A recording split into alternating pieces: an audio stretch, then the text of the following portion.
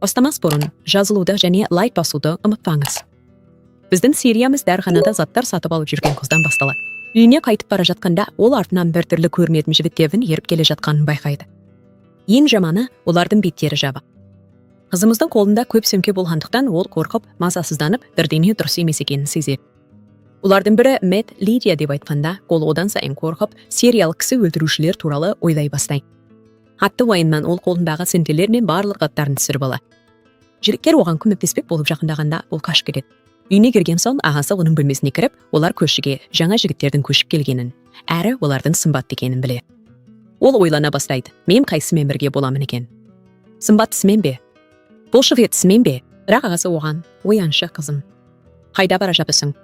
Сенің орным жерде, арманда емес дейді. Ол ренжіп бөлмеден шығып кетеді, қайтадан жігіттер туралы ойлап, қайсысы оның көзінің қарасы болатынын қиялдай бастайды. Ол өзін көйлек киіп, барлық жігіттер оған ғашық болып жүргенін армандайды. Оның айналасындағының бәрі қызғылт түске боялған. Бірақ дәл сол сәтте анасы келіп, оны қиялынан ояды. Анасы оның әлі ұйықтап жатқанын көріп ренжіп, егер тыңдамаса, одан пәтерақы алатын мәйді. Ол сөз басты кейіпкерімізді тыйып тастайды. Ол енді тәртіпті болуға уәде береді. Ол телефонын алып, қылмыс жаңалықтарын қашып жүрген қылмыскерлер бар ма екен деп іздейді. Бірақ кеше көшіп келген жігіттердің солар екенін білмейді. Бірақ ол оларды іздеуде жүрген қылмыскерлер деп ойлайды. Кенеттен ол жаңалықтан сол есімді идолдың қатты ауырып қалғанын көреді, достары қатты қайғырып жатқан шығар деп ойындайды. Өйткені олар оның үрпін жанкүйерді. Таңғы асқа анасы екеуі бірге түскенде, анасы тағы да қарсы пәтерге жігіттер көшіп келгенін айтып, сен тәртіпті болшы қызым дейді. Басты кейіпкеріміз қайтадан қиялға беріліп кетеді, содан кейін ұялып қалады. Анасы оған үйдің кілтін беріп, жігіттердің бірі келгенде соларға беруді сұрайды. Басты кейіпкеріміз бас тартқанда, анасы оған жалдау ақысын еске салады, сондықтан ол келіседі. Анасы оған жігіттермен үй киіммен кездесуді, әдемі киінуді ескертеді. Кейіпкеріміз олармен қалай кездесетінін жаттығып жатады, кенет есік қоңырауы соғылады. Ол сүйіктісін таңдаймын деп қуанып қалады, бірақ есікті ашқанда бірінен бірі ұсқынсыз екі жігітті көріп шошып кетеді. Ол көңілі қалып, өйткені олар оның ересекеніне мүлде ұқсамайды, әрі мүлдем сымбатты емес. Ол бөлмесіне қайта кіріп, бізге өзінің танысу тарихын айтып келеді. Ол ешқашан ешбір ер адаммен қарым-қатынаста болмаған, себебі фанаданың көріне сезімі. Ол олардың алдында тас сияқты қатып қалады, сондықтан ер адамдардан үмітін үзген және енді тек өзі үшін өмір сүремін деп шешкен. Ол сүйікті тобын қарап отырған кезде, інісі көршілерін көріп, оларға оның айтқандай жаман емес екенін айтады. Ол оған үніңді өшір, ақымақ. Сен тек көрдің ғой, олар жаманнан да жаман дейді. Сосын інісі теледидарға қарап, көршілердің әпкесі қарап отырған жігіттерге айна қатесіз ұқсайтынын байқайды. Ол оған, әй, меніңше, ана көршілер теледидардағы адамдар сияқты. Сен шынымен олардың ұсқынсыз екеніне сенімдісің бе? Дейді. Ол ашуланып оған сенбейді.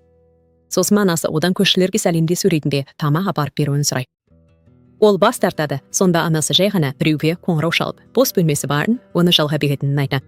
Біздің кейіпкеріміз бірген тамақта баруға жүгіріп кетеді. Ол барған кезде ешкімді таппайды, сондықтан біразын татып көруде еш зиян жоқ деп шешеді. Ол бір тағамды өзіне тартып алып, жартысын жеп қояды, бірақ тамағына тамақтырып қалады. Ол тоңазытқышты ашып, су ішуге тырысады, бірақ дәл сол сәтте үйде тұратын жігіттерді көреді. Сөйтсе, олар оның сүйікті тобы болып шығады. Шошып кеткеннен, олардың біреуіне аузынан су шашырап кетеді. Сол кезде ол өзінің сүйікті тобы шынымен қарсы үйде тұратынын түсінеді. Ол абдырап не істерін білмей қалады да, тез жүгіріп үйіне қайтып кетеді. Ол досына қоңырау шалып, сүйікті тобы қарсы үйде тұратынын айтқысы келеді. Бірақ досы, сен ақымақсың ба, не ішіп алдым? Бұл мүмкін емес қой, дейді.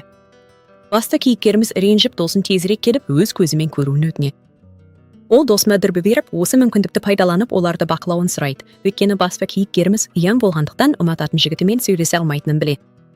Екеуі бірге бақылауға шешім қабылдайды, бірақ ол олардың үйінде не істегенін, бүгін соғам алып, дәндіріп алғанын есіне түсіріп, ұялып қалады. Анасы кіріп келіп, оның беті қып-қызыл болып кеткенін көріп, бұл жолы не істегенін сұрайды. Басты кейіпкер анасының қасынан қашып кетеді. Анасы одан олардың кім екенін және неде жаңа жігіттерге сонша қызығып жүргенін сұрайды. Өйткені ол үнемшіл әрі ешкімге көмектесуді ұнатпайтынымен танымал. Бірақ анасы жауап бермейді, ашуланып, бұл оның шаруасы емес екенін және олардың кім екенін білмейтінін айтып шығып кетеді. Сондықтан басты кейіпкер қайтадан оларды бақылауға кіріседі, бірақ жігіттердің бірі олардың аңдалып жатқанын байқайды. Олар аңдалып жатқанын түсінгенін сезіп, ол абдырап қалады. Сосын оқиға жігіттерге ауысады. Сол болып қалған біздің кейіпкер келгенде, достары неде дәл осы үйді таңдағанын сұрайды. Ол бұл жерге не келгенін түсіндіреді. бұрын өзі үшін өте қымбат нәрсесін жоғалтып алып, оны қалай да болса табуға бел буғанын айтады. Басты кейіпкеріміз бүкіл түн бойы жігіттердің үйінде болған ұятты жағдайды түсінде қайта-қайта көріп, кек анасы мен інісі оны әдеттегі армандарынан оятады. Ол анасынан неде бұлай істеп жүргенін сұрағанда, інісі әкесінің кеше көршілердің үйіне барғанда бірдеңе болғанын түсінеді. Біз қайтадан жігіттердің үйіне ораламыз. Мұнда олардың бірі қыздың қайда тұрып жатқанын айтып, бұл жаңалықтың кез тарап, оларды әшкерелеп қойғанын қыландайды. Олар қыздың түріне күле бастайды, бірақ басты кейіпкер араласып, оның ешкімге ештеме айтпайтынын, және өзі аңқау қыз сияқты көрінетінін айтады. Біреу одан қызды танисың ба деп сұрайды, бірақ ол жоққа шығара. Сосын олар үйді тазалаушы керектігін біле. Біз қайтадан басты кейіпкер қызға ораламыз. Сол кезде анасы оған үйді тазалайтын өзі екенін, яғни ол жігіттердің үйін тазалайтынын айтады.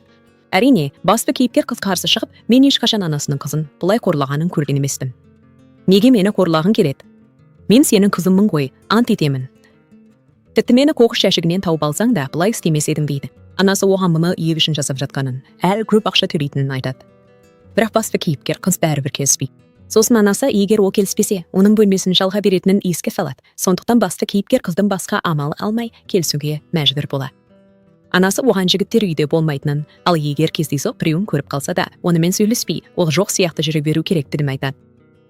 Сондай-ақ анасы оған екінші қабаттағы бір бөлмеге ешқандай жағдайда жақындамауды ескертеді. Басты кейіпкер қыз үйіне келгенде досының келіп атақты топтың өнімдерін сатып алып бергенін және солармен тазалық жасайтынын көреді. Жігіттердің бірі кафе іздеп шығып, басты кейіпкер қыздың ағасына тап болады, ал ағасы біртүрлі қыл көрсетеді. Ол жақын маңнан кофе қайдан ішуге болатынын сұрағанда, ағасы өзі дайындап беруді ұсынады. Оны іштей кіргізіп, кофе дайындап береді, ал жігіт кофенің дәніне таңғалады.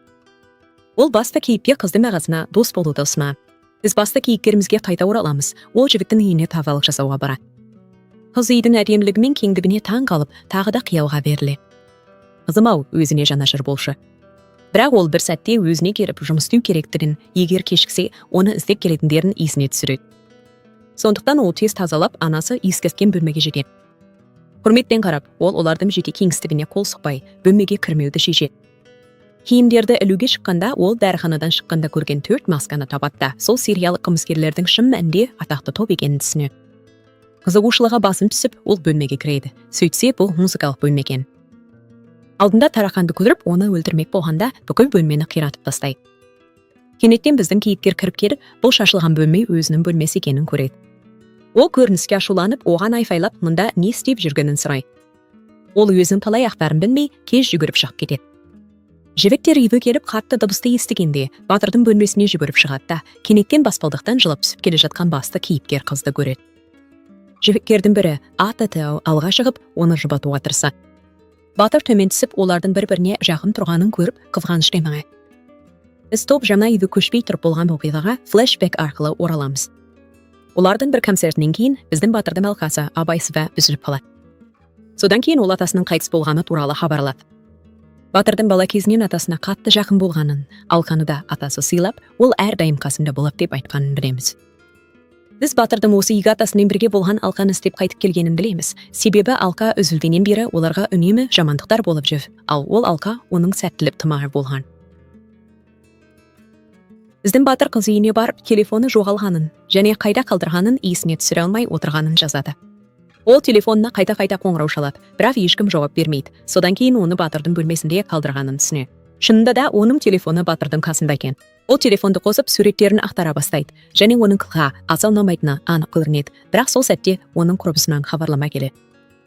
Ол хабарламаны ашып жауап береді және құрбысынан басты кейіпкер қызды телефонын алуға жіберуді сұрайды. Құрбысы оған телефонын алып келу керек екенін айтқанда, басты кейіпкер қыз қатты абдырап қорқып кетеді.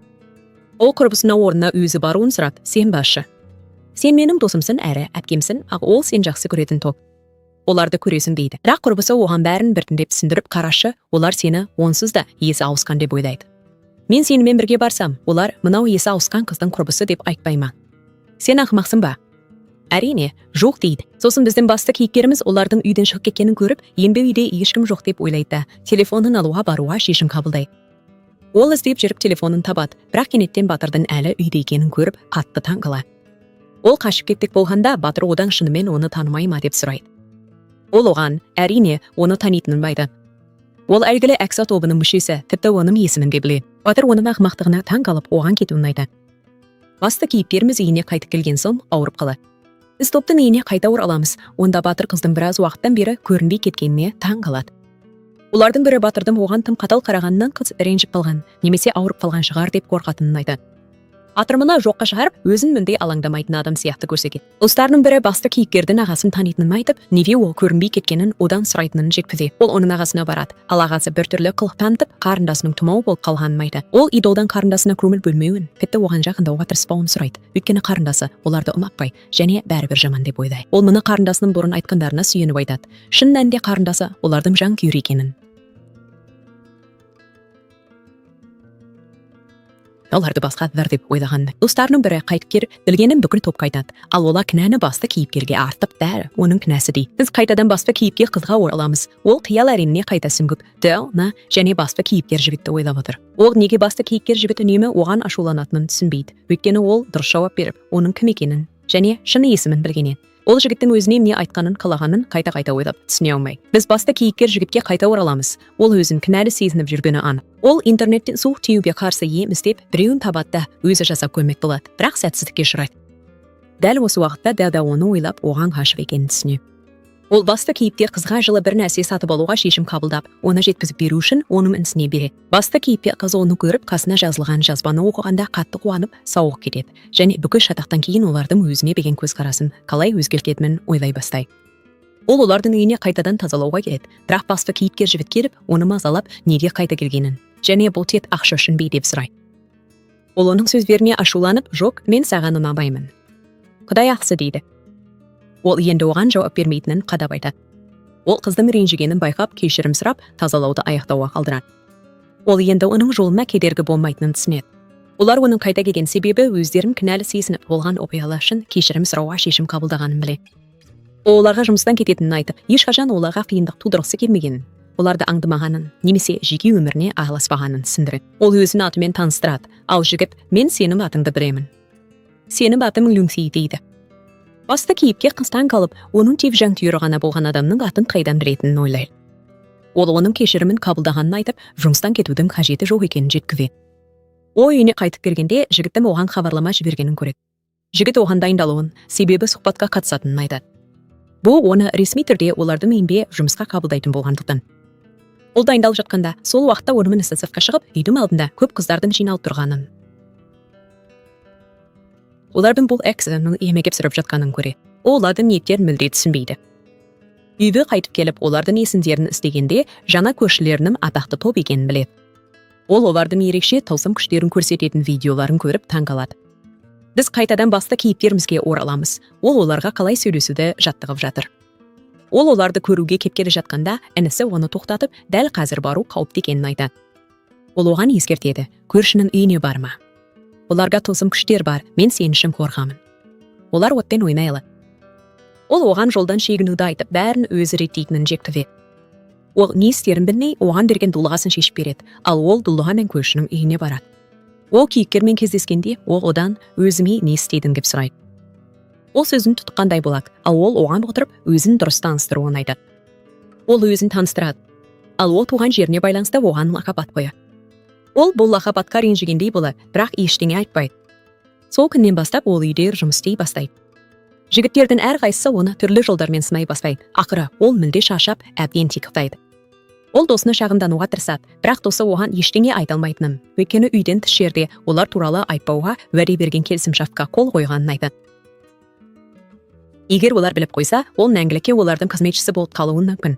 Кейінірек басты кейіпкер анасына дүкенге барып, үйдегі барлық жұмысты өзі істейтінін, ал басқалар ештеңе істемейтінін айтып, әділетсіздікке шағымданады. Ол тіпті бәрінен құтылу үшін пәтер ақысын өзі төлеуді ойлайды. Ол ашуланып жүргенде телефоны қолынан түсіп кетеді. Төменге еңкейіп алған кезде алдында да жігіт тұрғанын көреді. Бұл оның мектептегі ғашығы Чой еді. Оның беті қызарып, абырақ қалады. Чой оған еш өзгермегенін, әрі ешқашан өзгермейтінін айтады.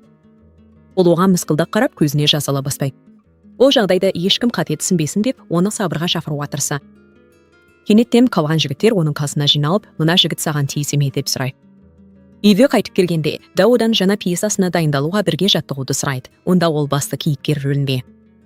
Ол бұл туралы өкінеді, бірақ мүмкін ол жігіті болалар деп ойлай бастайды. Сосын ол қиялынан оянып абдырап қалады да, құрбысы Чойдың оған хабарласатынын айтқанын есіне түсіреді. Телефонын істейді, бірақ оны біздің басты кейіпкердің қолынан табады. Телефондағы сақталған атты көріп, оны алуға тырысады, бірақ ол бермей, оны мазақтайды. Ол ашуланып қалады, бірақ сонымен бірге уайымдайды, өйткені ол шынымен ұнататын адам осы болуы мүмкін екенін түсінеді. Ол жауап бермейді, ал бұл уақытта Д мен Чәнел де оны ойлап жүр. Жанр оның таныс жігітін ұнатып қалуы мүмкін деп қатталаңдайды. Үйде басты кейіпкер олардың видеоларын қарап отыр, неге Чәмілдің мінезі өзгеріп кеткенін ойлайды. Ол бұрынғыдай күнмейді, көңіл-күйі құбылмалы болып кеткен. Ол басты кейіпкерден дереу үйлеріне келуін сұраған хабарламалы. Ол келген кезде жігіт оны үнемі сынап, түрлі тапсырмалар беріп, шаршатып жібереді. Үйіне қайтқан соң, ол құрбысына Чойға қоңырау шалмауды және сезімін білдірмеуді кеңесеге. Ол өзін алыста ұстауы керек, әсіресе жігіттер оның көзінше оны қорғағаннан кейін. Осылайша ол жігіт оның айналасында көп жігіт бар деп ойлайды, және оған қол жеткізу қиын деп есептейді. Ол қатты қуанып үміттенеді, енді нағыз махаббатын табатын шығар деп ойлайды, және топ мүшелерінің бірі оны ұнатады деп сенеді. Оның інісі көршісі Сихунға әпкесінің олардың біреуін ұнататынын айтады. Сихун үйіне қайтып келгенде, бұл жаңалықты топтың қалған мүшелеріне жеткізеді. Олар қайсысын ұнатады деп сұрағанда, ол бұл жерде емес. Бұл Кай дейді. Кенеттен Кай пайда болады. Кейінірек фотосессия кезінде топтың барлық мүшелері оларға көмектесу үшін жаңадан жұмысқа алынған қызбен таныса. Олар кетпей тұрып, басты кейіпкерден сол қызды көруді сұрайды. Ол бас тартқанда, олар одан қобалжып тұрсын ба, қызғанып тұрсын ба, әлде ғашықсын ба деп сұрайды. Ол мұны жоққа шығарып қызықпайтын кейіп танытады. Содан кейін оған қоңырау шалып, мекен-жайды жібереді. Қыз келгенде бүкіл топты көріп, таңырқап қалады да, не істерін білмей қалады. Бірақ көзі біздің басты кейіпкерге қадалады. Ол қарап тұра береді. Сол кезде Кай келіп, оны шетке алып кетіп сөйлеседі. Басты кейіпкер оның Каймен бірге жоғалып кеткенін байқап, уайымдай бастайды. Қыздың оған шынымен ұнайтынын түсінген Кай бар уақытын оған үй жинауға көмектесіп, оған көңіл бөліп өткізеді. Бұл біздің кейіпкеріміз Чәнелді қызғандырады. Басты кейіпкер атасы туралы түс көреді. Атасы оған алғаным жақын жерде екенін айтып, біртүрлі ән салады. Ол түні бойы іздейді, бірақ ештеңе таппайды. Осы уақытта басты кейіпкер қыз оның ауырып жүргенін байқайды, және өзінің Кайға тым жақын екенін сезеді. Кай одан шынымен ұнайсың ба деп сұрағанда, құрбысы жоққа шығады. Ол күшпен жақындауға тырысқанда, да араласып қызды қорғайды, және оның да оған ғашық екенін көрсетеді. Басты кейіпкерге қайта оралсақ, ол тағы да атасын түсінде көреді. Атасы оған алқадан да қымбат нәрсені іздеуді айтып, бір ишара береді. Атасының жүзі қыздың жүзі сияқты қызарып кетеді. Бұл екеуінің де оны жақсы көретінін көрсетеді. Осы уақытта Кай басты кейіпкер мен қыздың екеуі де оған ғашық екенін біледі. Ол басты кейіпкерді көруге барғанда қыздың қасында отырғанын көреді, және өзі алғаш ғашық болғанымен кек өзі ғана оған жақын емес екенін байқайды. Сихун басты кейіпкермен бірге сыртқа шығып, онымен сөйлесуді жоспарлайды, бірақ сол кезде бірнеше қыз пайда болады. Басты кейіпкердің ағасы қыздардан қашып құтылуына көмектесу үшін асығады, өйткені олар оған жетсе, үйін ауыстыруға тура келуі мүмкін деп қорқады.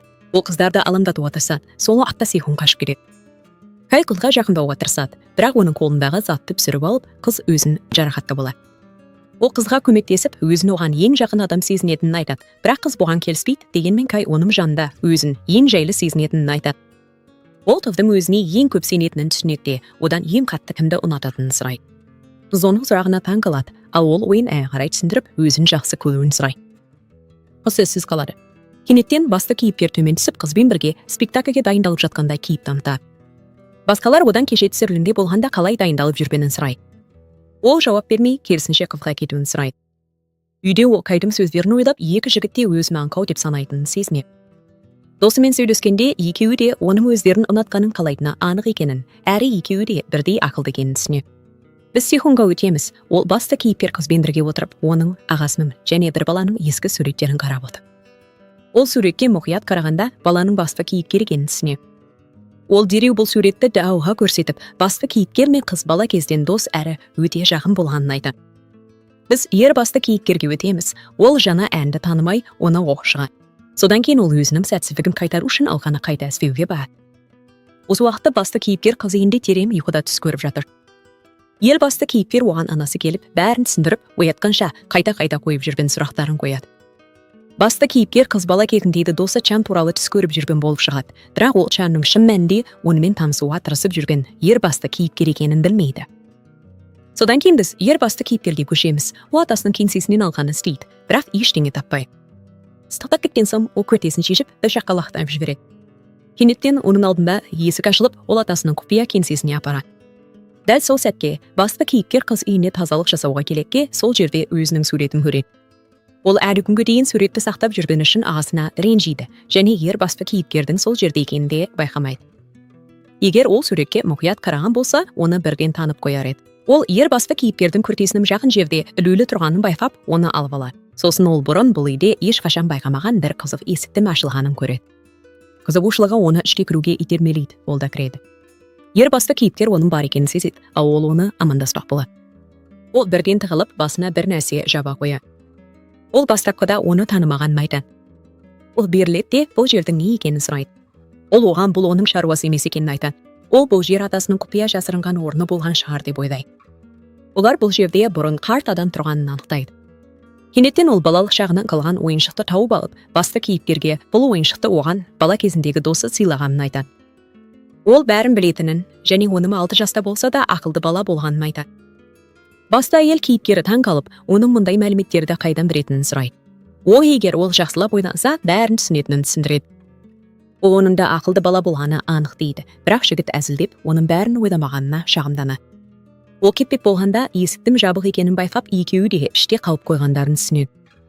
Ол телефонын сұрағанда, ал оның қасында телефоны болмағандықтан әйел одан сайын ашуланады. Не істерін білмей, ол сырттағы біреуден көмек сұрап көруге шешім қабылдайды, бірақ бәрі бос емес болып, ешкім байқамайды. Ақыры ол осы мүмкіндікті пайдаланып, онымен бірге түн өткізеді. Ол одан тағы да өзін танитынын сұрайды. Ол оған бәрі білетін анық мәселені неге қайта-қайта сұрай беретінін түсінбей, танитынын айтады. Ол неде оның есімін және алқасы туралы барлық мәліметтерді білетініне таң қалмайтынын сұрайды. Оған 6000-нан астам ишара бергенімен, ол әлі де түсінбейді. Ол одан соңғы бір ишара беруін сұрап, бәріне жауап беруге уәде етеді. Ол ашуланып, ақыры оған балалық шағындағы досы Чанның өзі екенін, бұл оның атасының досы болғанын айтады. Басты әйел кейіпкер қатты таң қалады. Біз оның үйіне ораламыз, онда анасы кенеттен оны іздеп таба алмай қалады. Оған қоңырау шалғанда телефоны үйде болып шығады. Балалар да басты ер кейіпкердің жоқ екенін байқап таң қалады, өйткені ол ешқашан үйінен басқа жерде ұйықтауға үйренбеген. Басты кейіпкерлеріміз әлі де қамалып отырған кезде, әйел мен ер кейіпкер бір-бірін әзілдей бастайды. Ол бала кезінде оны ашуландыратын әнді айтып, оның есінде жоқ болғанына ренжігенін айтады. Ол оған өзгеше әрі өте сымбатты болып көрінетінін айтады. Осы уақытта қалғандарының бәрі сафта басты кейіпкерлердің басында не болып жатқанынан бейхабар. Кейінірек ол басты әйел кейіпкерден өзін жақсы көресің бе деп сұрайды. Ол оны жақсы көрмейтінін және оның типіне жатпайтынын айтады. Дәл сол уақытта оның ағасы Сеун туралы хабарласып, қарындасы оны кеше көрді ме деп сұрайды. Ол екеуінің де жоғалып кеткенін біліп, ренжіп ашуланады. Оның ағасы да оларды іздеуге шығуға шешім қабылдайды. Біз үмітін үзген басты әйел кейіпкерге қайта ораламыз, бірақ басты кейіпкер оған бұл жерге қамалғанына ренжімейтінін, себебі осының арқасында оның бала кездегі дос екенін білгенін айтады. Кенет олар бір дыбысы естиді.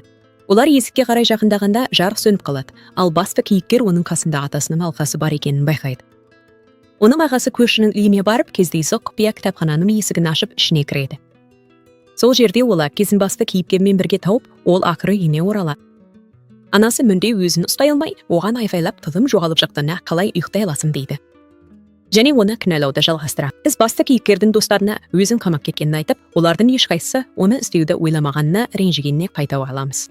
Сосын біз басты кейіпкер қызға ораламыз. Ол өзін балалық шақтағы досын тани алмаған үшін кінәлап, неге ол алғанын түсінбей қиналады. Ол бұл туралы құрбысына айтып, басты кейіпкер шынымен де оның балалық шақтағы досы екенін білгенде, құрбысы оған әлемге әйгілі жұлдыздың досы болған үшін бақыттысың дейді. Олар сөйлесіп жатқанда, ол басты кейіпкерден үйіне тазалауға келуін сұраған хабарламалады. Ол барған кезде басты кейіпкер оны көріп, біраз отырып сөйлесуді сұрайды. Ол басты кейіпкер туралы әңгімесін жалғастырып, оның шынымен де балалық шақтағы досы екенін білгенін айтады. Ол тіпті ол кім екенін біліп тұрса да, жақын болғандарына қарамастан, оған жаман қарағанына шағымданады. Сондай-ақ ол көшіп кеткен кезде қатты жылағанын, өйткені олар өте жақын болғанын, және кішкентай кезінде ол екеуі үйленеміз деп уәде бергенін айтады. Ол қайтадан дос болып, бала кезіндегідей жақын болу керек екенін айтып, оны жігерлендіреді. Басты кейіпкер келеді, ал басты кейіпкер қыз одан неге алғанын сұрайды. Ол бұл алқаны қайдан алғанын сұрайды, ал қыз оған ол көшіп кеткеннен кейін оның атасы алқаны өзіне бергенін, өйткені ол күнде жылағанын және егер алқаны сақтаса, бір күні басты кейіпкер қайтып келеді деп айтқанын жеткізеді. Ол әзірге алқаны өзінде қалдыруға шешім қабылдайды, және бәрі жақсы болғанда оны қайтаратынын айтады. Сосын басты кейіпкер қыздың бұрынғы жігітінен қоңырау алады. Басты кейіпкер телефонды алып жауап келеді. Жігіт одан кім екенін сұрағанда, ол мен оның жігітімін деп, енді оған қоңырау шалмауын айтады да телефонды қоя сала. Ол басты кейіпкер қызға әлгі жігіт оның алғашқы махаббат емес екенін айтады, және қыздың бала кезінде оған сезімін білдіргенін біле. Ол қызды кездесуге шақырады, ал жақын маңда біреу бәрін көріп, ренжіп қала.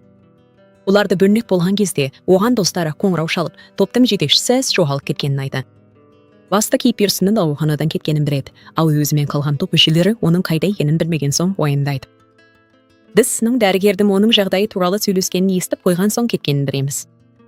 Біз басты кейіпкер қызға қайта ораламыз. Ол кездесуді ойлап, қобалжып отыр. Өйткені басты кейіпкер жігіт оған уақытында, орнында айтпаған. Ол оған хабарлама жазбақ болады, бірақ кейін ойын өзгерте. Қасына құрбысы келіп, не болғанын сұрайды, ал ол кездесуге баратынын, бірақ қашан және қайда екенін білмейтінін айтады. Құрбысы оған ұнайтын жерді таңдап, соған айтуын ұсынады. Олар бала кездерінде кездесетін саябақты таңдауға шешім қабылдайды. Осы уақытта жігіттер достарын уайымдап, оны барлық жерден іздей бастайды. Басты кейіпкер жігіт телефонын ұмытып кетеді, ал басты кейіпкер қыз оған хабарлама жібереді. Олар кездесетін орынды біліп, саябақта кездесуге шешім қабылдайды. Сол уақытта олардың менеджері басты кейіпкердің телефонын алып, егер ол хабарласа, міндетті түрде қоңырау шалуды тапсырады. Басты кейіпкер болған оқиғаға өзін кінәлап, бәрі таңға дейін уайымдап, кез келген қоңырауды күтіп отырады. Сосын басты кейіпкерге қоңырау шалып, қайда екенін біледі. Келесі көріністе басты кейіпкер қыз кездесуге дайындалып, саябаққа барып, оны күтеді. Ол күте береді. Басты кейіпкер сыға жетіп кешірім сұрайды, ал оны кешіретінін айтады. Олар егер сыны баяғы жазылмаса, ол оларға қосыла алмайтынын біледі. Бірақ басты кейіпкер оларсыз сахнаға шықпайтынын айтады. Достары оның қасында қалып, көңілін көтеруге тырысады. Келесі көріністе басты кейіпкер қыз әлі де саябақта күтіп отыр. Ол қатты кешіккенде қыз оған хабарлама жібереді, бірақ ол ұйықтап қалып, оны көрмей. Басқа біреу хабарламаны көріп, ренжиді де, кездесуге өзі бармақшы болады, бірақ бармай, оның орнына қызды алып кетуге барады. Ол суықта қалмасын деп. Қыз оған басты кейіпкерді күтетіні туралы айтады, және оның әдейі суықта қалдырмағанын, маңызды бір нәрсе дөбек болғанын біледі. Қыз басты кейіпкерге бірдеңе болды ма деп сұрайды, бірақ ол бәрі жақсы екенін айтады. Қыз көңілі орнына түсіп, егер бәрі жақсы болса, басты кейіпкер оны ешқашан тастамайтынын айтады. Осы уақытта басты кейіпкер қыздың оны саябақта күтіп отырғанын біліп, енді ол қыз бен досының арасында таңдау жасау керек екенін түсінеді.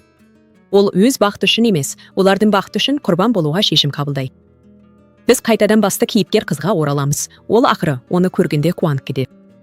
Ол достарына айту үшін қайтып келгенде, олардың кестесі анықталып, үйден кеткелі жатқанын біледі. Сондықтан басты кейіпкер қызға сезімін мойындауға шешім қабылдайды. Ол қызға бұрын оны жақсы көргенін, бірақ сезімін айтуға батылы жетпегенін айтады. Оған жаман қарағаны үшін кешірім сұрайды, және енді үй келудің қажеті жоқ екенін, жұмыстан босатылғанын жеткізеді. Көп заттарын жинап кетіп қалады. Басты кейіпкер қыз үйіне қайтып келсе, олардың әлдеқашан кеткенін көреді, бірақ ол жігіттің қалдырып кеткен алқасын тауып алады. Онда алқаны сақтап жүруін сұрап, бір күні қайтып келіп, оған үйленуге уәде еткен хабарлама бар. 6 ай өтеді, олар бір-бірімен мүлде хабарласпайды. Бұл қызды қатты қынжылды. Анасы оған бұрынғыдан да қатты қысым жасайды. Сол кезде олар қарсы беттегі үйге жаңа адамдар көшіп келгенін біледі. Анасы одан үйді тазалап беруін сұрайды, бірақ ол емтихандары барын айтып бас тартады. Анасы тағы да қорқытады, сондықтан ол амалсыздан үйді тазалауға бар. Үйге кіргенде ол көп тамақтың барын көреді. Ол өткен жолғыдай тұншығып, өліп қала жаздайды, бірақ біреу оған су береді. Сөйтіп жаңа көшіп келген адамдар оның сүйікті тобы екенін, және басты кейіпкер уәдесінде тұрғанын білеміз. Осылайша біздің оқиғамыз осымен аяқталады. Лайк басып арнаға жазылуды ұмытпаңыздар. Келесі драмалық шығарылымда кездескенше сау болыңыздар.